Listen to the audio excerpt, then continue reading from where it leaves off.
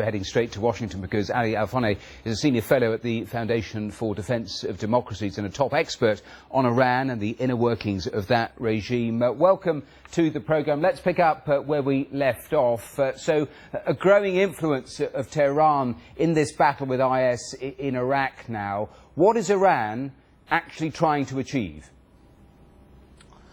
Well, in reality, emergence of the Islamic State, ISIL, has been a blessing for Tehran. ISIL is not strong enough to take over control of Baghdad, but at the same time, the existence of such a radical Sunni group is legitimizing the interventions of the Revolutionary Guards of Iran on Iraqi territory. Iran is also becoming increasingly an accepted partner of the United States in the fight against the Islamic State. And let's not forget, different Iraqi Shia militias are completely dependent on support from Tehran. This is also a position that Tehran would like to see. So Tehran is playing a Machiavellian game in Iraq. They actually do not mind the existence and presence of such an enemy like the Islamic State, which in some ways is good for Tehran.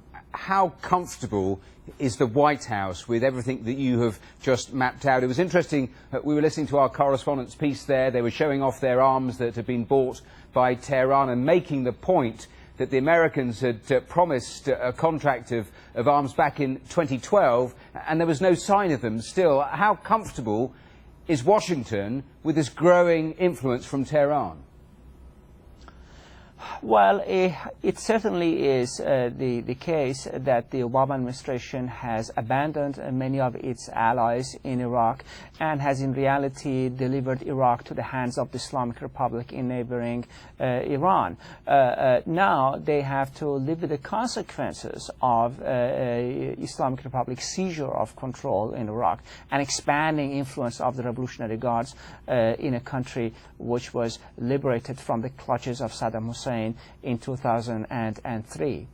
I suppose the benefits, even if it's a growing influence of Tehran, is they are trying to take on IS, and Washington would support that. In terms of the negatives, the dangers of a growing influence of Iran in the region, what are they?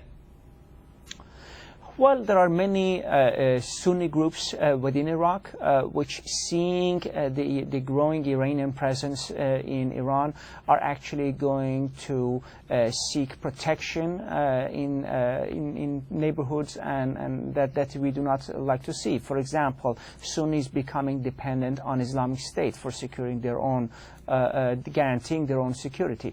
And that is a very, very unfortunate development seen from Washington's view. It's also very unfortunate that a number of U.S. allies are feeling abandoned by Washington.